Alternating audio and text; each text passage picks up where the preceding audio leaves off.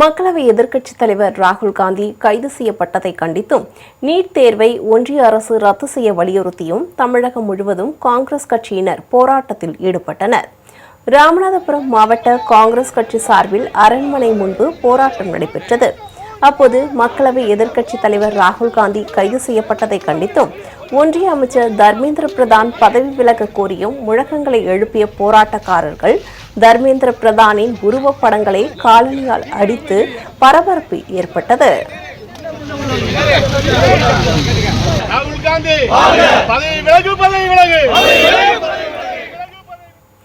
இதேபோல் தூத்துக்குடி மாவட்டம் கோவில்பட்டி சார் பதிவாளர் அலுவலகம் முன்பு காங்கிரஸ் கட்சி நிர்வாகி அய்யலுசாமி என்பவர் பிணம் போல் வேடமிட்டு கையில் பாயுடன் போராட்டத்தில் ஈடுபட முயன்றார். அப்போது அய்யலுசாமி உள்ளிட்ட 4 பேரை காவல்துறையினர் கைது செய்தனர்.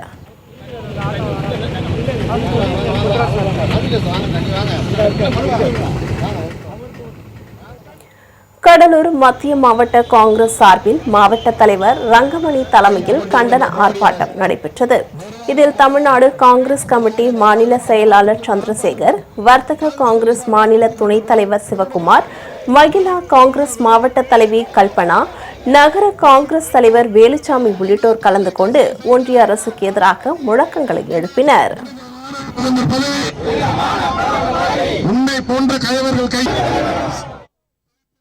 கல்வி அமைச்சரை உடனடியாக இந்த நீட்டு தேர்வு கசிவிற்கு பொறுப்பேற்று பதவி விலக வேண்டும்.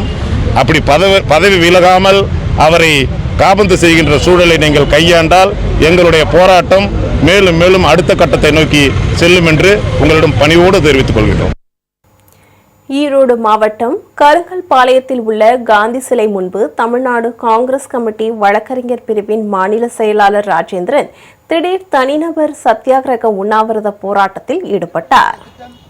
கல்வி அமைச்சராக தர்மேந்திர பிரதான் அவர்கள் பொறுப்பேற்றதற்கு பின்னாலே பலமுறை நீட் வினாத்தாட்கள் கசியவிடப்பட்டிருக்கின்றன. புதுக்கோட்டை காந்தி பூங்கா முன்பு முன்னாள் வடக்கு மாவட்ட தலைவர் முருகேசன் தலைமையில் காங்கிரஸ் கட்சியினர் போராட்டத்தில் ஈடுபட்டனர். அப்போது ஒன்றிய அரசை கண்டித்து முழக்கங்கள் எழுப்பப்பட்டன.